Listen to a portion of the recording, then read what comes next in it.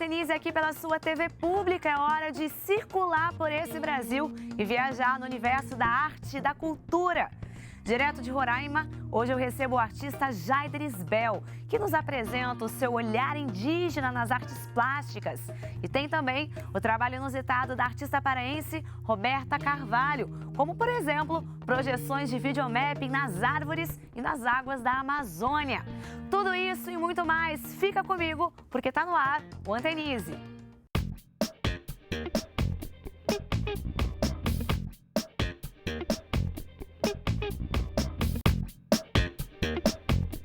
Membro da etnia Macuxi e nascido na terra indígena Raposa Serra do Sol, em Roraima. Esse artista plástico é também escritor e produtor cultural e, por meio da arte, dá voz e visibilidade aos povos indígenas e à Amazônia.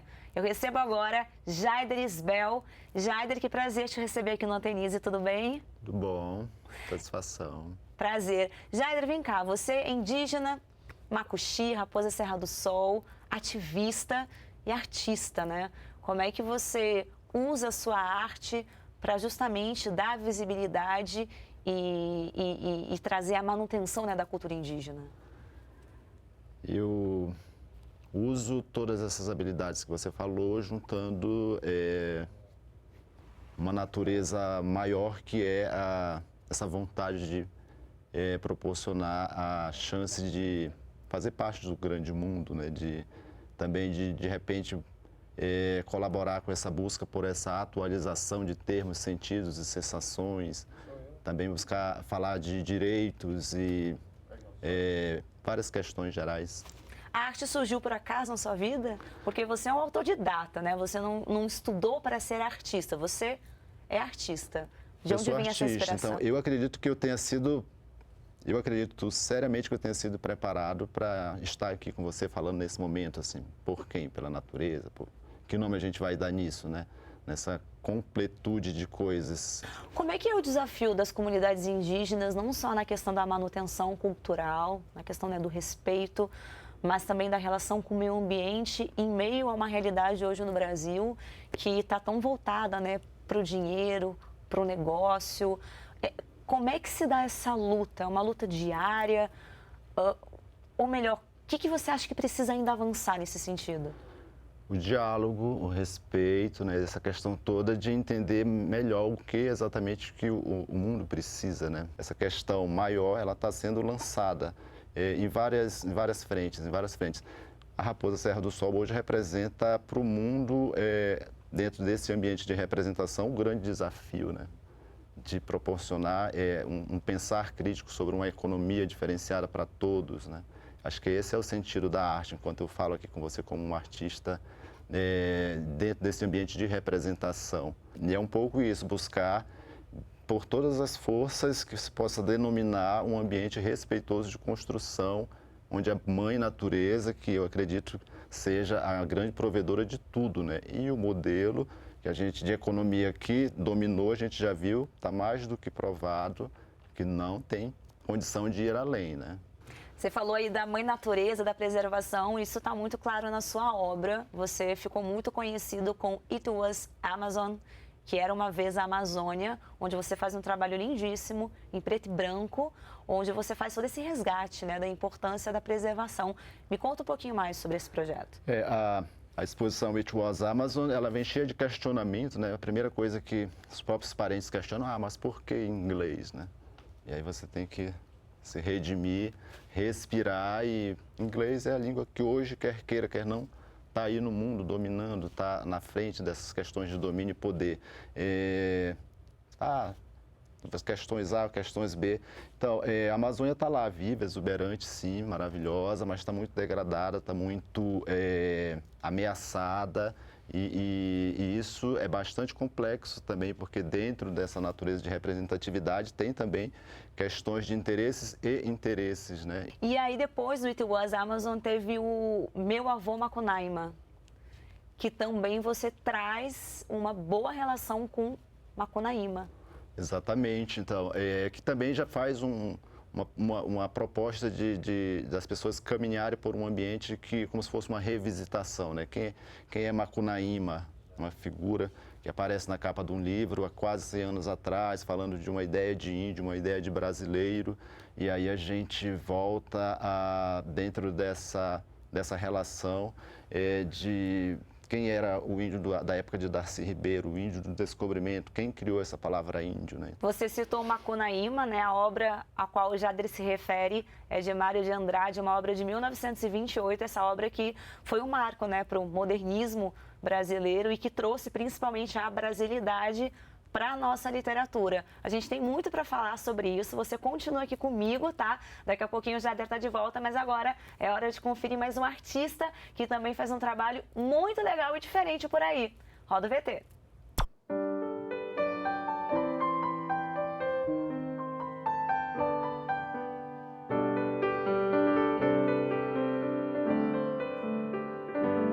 A minha relação com a música começou na infância. Minha mãe tocava piano clássico.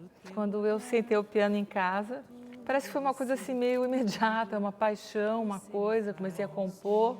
Me apaixonei pelo piano, não larguei mais. Na adolescência me apaixonei pelo jazz. E eu comecei minha faculdade fazendo aqui no Brasil, em São Paulo, mas eu tive a oportunidade de ir para os Estados Unidos, para Berklee College of Music, onde o ênfase era muito no jazz. Eu sempre fui uma apaixonada pelas canções cantadas pela Ella Fitzgerald, pela Sarah Vaughan, pelo piano do Oscar Peterson, enfim, todos esses caras. E Ron Carter era um desses caras que eu adorava. E eu tive o privilégio de gravar com um dos maiores ícones de jazz do mundo, né? Eu me sinto muito brasileira. Eu acho que o fato de morar fora me trouxe uma identidade muito forte. Então, eu acho que eu sou do mundo, porque a música brasileira é internacional. Mas eu me sinto muito brasileira.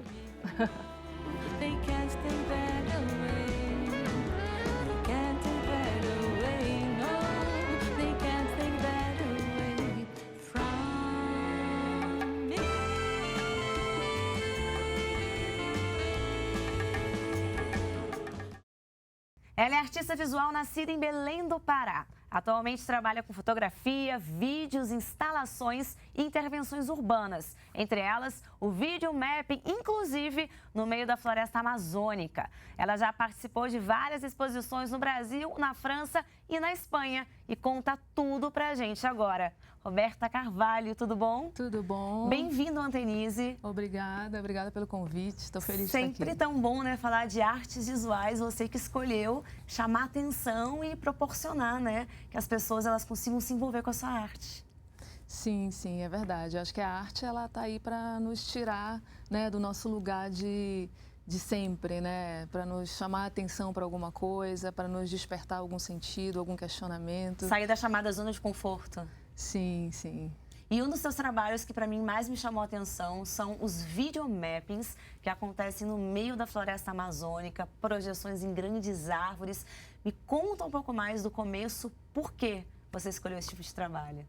Então, quando eu comecei a produzir arte e circular nos espaços, né, os chamados espaços institucionalizados da arte, o chamado Cubo Branco, que é um espaço muito caro, muito interessante, muito importante para o debate e a difusão da arte, mas eu comecei a sentir alguns incômodos, no sentido de que eu percebia que a cidade, a maior parte da cidade, grande parte da cidade, não estava ali dentro visualizando os trabalhos dos artistas.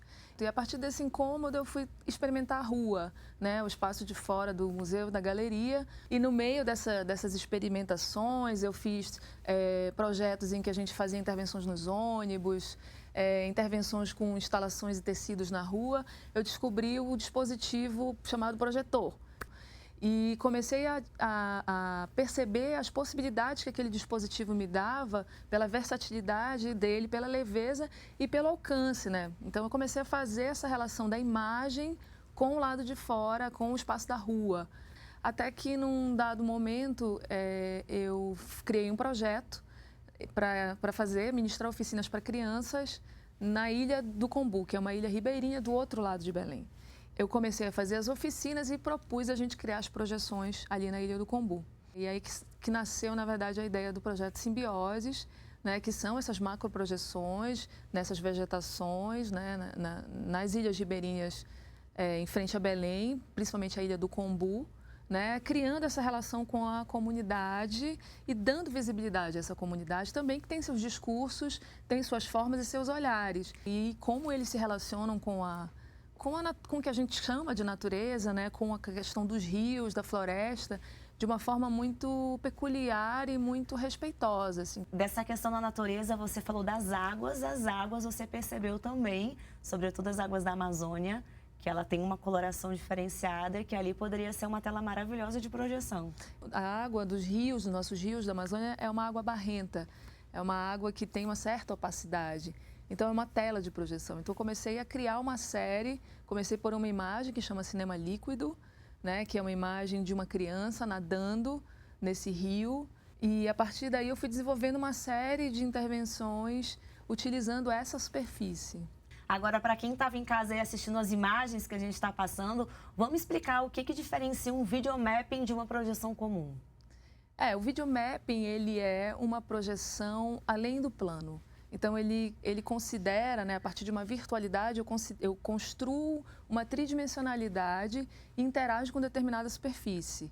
Roberta, ainda falando de videomapping, teve um festival, né, que circulou, que foi muito bacana e que juntou assim, vários artistas fazendo especialmente projeção voltada para o videomapping. Como é que foi isso?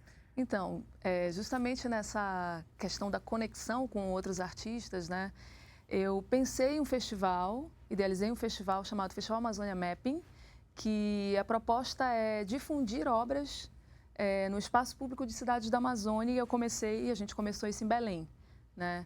Então, o festival ele convida artistas da Amazônia e do Brasil inteiro, né, a apresentar obras interagindo com essa arquitetura histórica dessas cidades, no caso Belém, e ano passado a gente teve a alegria de fazer também em Santarém. A gente ainda vai ter muito para conversar. Estou aqui com a Roberta Carvalho mostrando o seu trabalho, mas olha só, a Antenize também quer mostrar o trabalho de você, ó.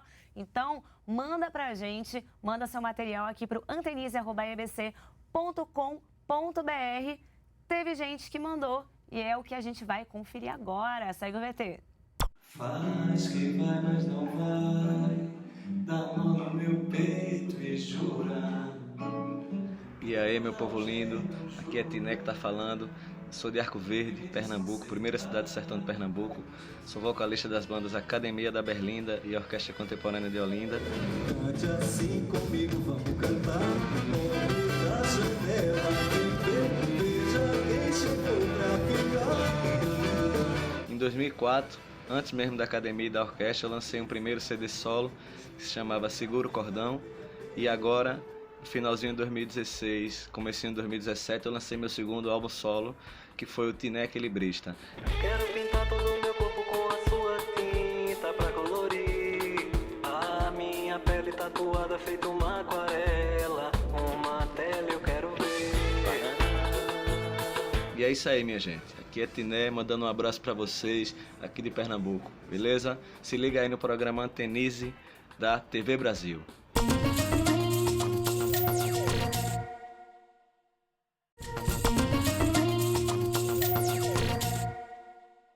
E o Antenize segue o papo com o artista plástico, escritor e produtor cultural Jaider Isbel. Jaider, a gente estava falando de Macunaíma e das suas últimas exposições agora, uma exposição nova, Transmacunaíma, que traz um pouco também do It Was Amazon e também traz muito do meu avô Macunaíma. Exatamente.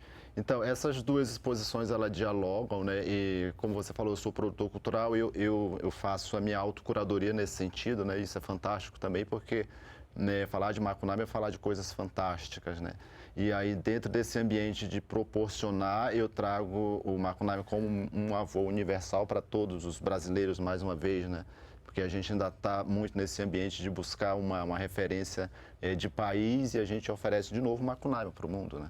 E o Transmacunaíma é uma possibilidade de transgredir.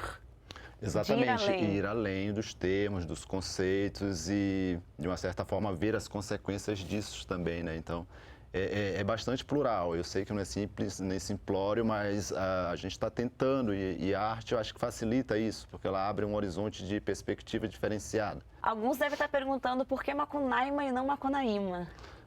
Porque se eu for falar de uma raiz, eu teria que falar Macunaíma, que é uma ideia Que a muito pronúncia aproximada certa. na língua, né? Vamos usar esse termo certo, na questão da língua macuxi.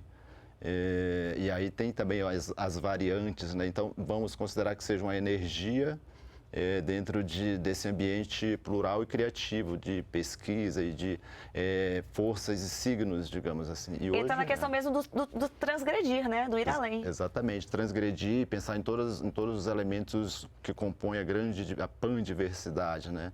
O Transmacunaíma, ele teve lá em Manaus. Foi apresentado em Manaus. Veio para Brasília, Agora vai está em circular aí em Brasília. outros estados. A sua produção, o seu ateliê, ele fica na Raposa Serra do Sol? Também. Também. Boa Vista também? Também.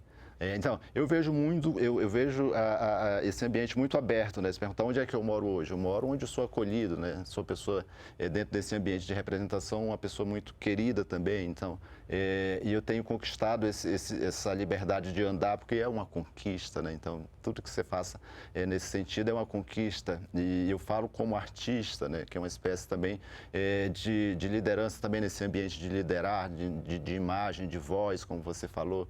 É um ambiente fantástico, de novo, né? Mas ele vem num ambiente fantástico dentro dessa perspectiva de que hoje o índio pode ter voz. E o que significa isso, né? O que significa isso? Isso é perigoso, isso é fantástico? Não, isso é interessante, né?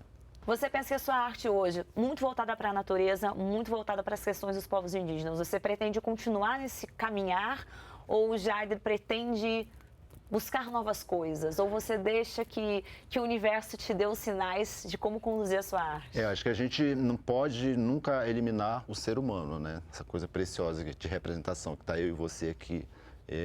A gente está nesse ambiente cruzado, né? E cada vez mais evidente, e essa questão do respeito mesmo é o grande desafio, né? Como é que agora que eu posso chegar aqui e dizer saia dessa terra, ou então como é que eu posso dizer aqui não vá para lá ou não vá para cá? Quem vai fazer isso? Política já não deu muito certo, religião também não deu muito certo. Todos esses argumentos que já foram usados, vamos experimentar a arte, né, nesse sentido. O que é arte? Acho que é um convite, porque eu acho que, né, a arte com certeza dá pelo menos um ambiente de experimentar algo novo, algo não experimentado, né? Não vou usar fuga, não vou usar salvação, é um ambiente de pensamento. Jaider, hoje pra gente você vai fazer uma performance onde vai trazer na prática um pouquinho mais da cultura macuxi, por meio de um canto, é isso? Isso, posso cantar uma música sagrada que não há, adianto, uma tradução literal, então é sentir. Tawagi,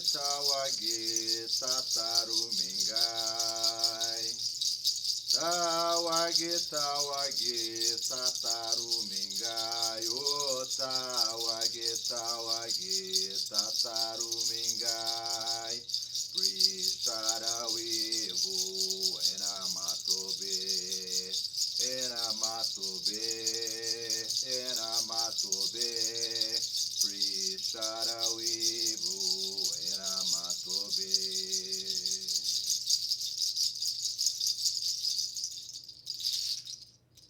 Jaider Isbel, muito obrigada, muito sucesso para você, que a sua arte circule muito e muito. Bom, e o Atriguise vai agora viajar para mais um lugar de cultura em alguma cidade desse Brasilzão.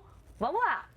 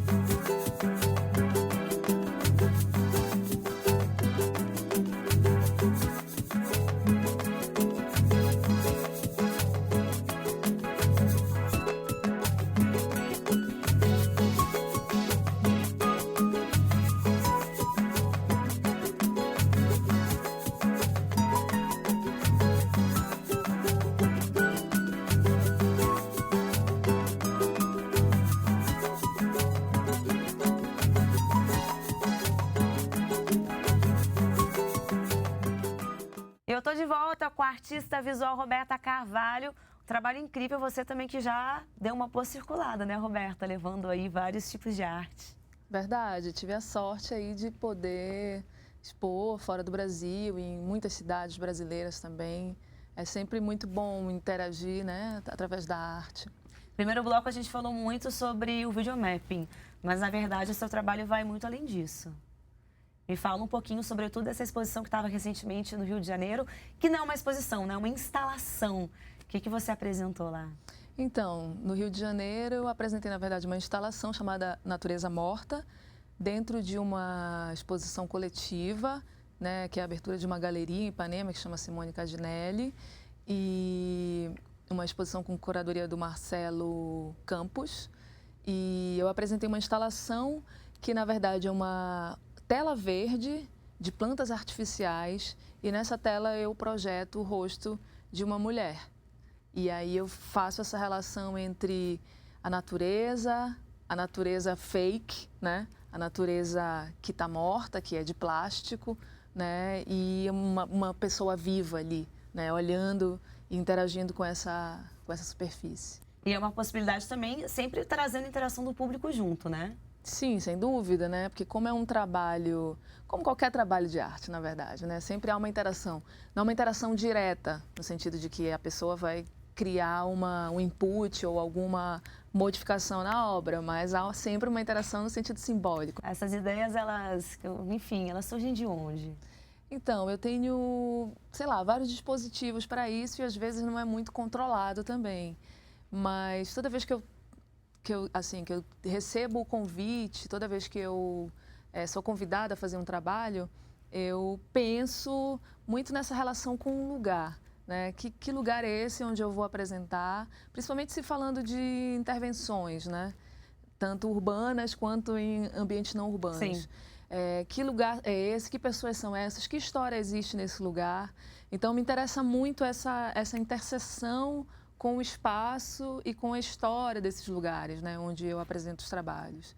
Então, eu não chego, às vezes, com uma ideia pronta. Eu vou muito construindo isso nessa relação com esse lugar. Você se permite deixar a coisa acontecer. Digamos, talvez aquele lugar, ele que te diga o que você vai fazer. Sim, eu tenho alguns desejos, que é experimentar determinadas linguagens, né? Determinadas questões no meu trabalho, que norteiam o meu trabalho. Mas eu me deixo bem aberta, assim, principalmente quando vou construir um trabalho de intervenção. Tem aquele clichê, né, que fala que a arte está por toda parte, né? E que é um clichê, mas que é pura verdade. A arte está aí para quem quiser ver. Você fez uma crítica muito importante em relação ao fato da arte, às vezes, estar concentrada em nichos e de as pessoas não terem tanto acesso. O que você acha que é fundamental para que as pessoas elas estejam mais presentes, seja em museu, seja em exposições, ou que elas consigam ter uma percepção maior de apreciar a arte que está nas ruas, a arte urbana. Você, como uma artista visual, pensando de forma fria e crítica, o que falta? Eu acho que no momento que a gente relacionar a arte à educação, inserir os discursos, inserir a percepção da arte, né, na nossa educação, eu acho que isso a gente abre, né, a possibilidade de ter mais leitores, né? Porque a arte também ela é uma linguagem, então ela precisa de instrumentos para ser lida. Então eu acho que a gente precisa formar esses leitores, né? Que vai desde a infância, né, até os adultos. Muito legal, Roberto, o papo tá massa. O pessoal que está em casa, que quiser conhecer mais do teu trabalho, diz aí teu site, onde é que procura? Meu site é www.robertacarvalho.arte.br. Roberta, muito obrigada, viu? Prazer te conhecer. Obrigada, muito obrigada. E é isso aí, minha gente. Bora agora, então, dar aquela garimpada na web. É isso aí, a Luanda tem as novidades. Luanda, é contigo. E aí, Karine? E aí, pessoal? Você já pensou em encontrar personagens de pinturas famosas por aí, no meio da rua? Com a ajuda de programas de edição de imagem, o mineiro Gabriel Nardelli Araújo cria montagens que trazem protagonistas de pinturas clássicas para o contexto contemporâneo. O resultado é super divertido e inusitado. E não basta encontrar pintura famosa por aí, agora também tem invasão de Pokémon. Que? É isso mesmo, a proliferação das criaturinhas está intrigando os moradores de Suzano, na região metropolitana de São Paulo.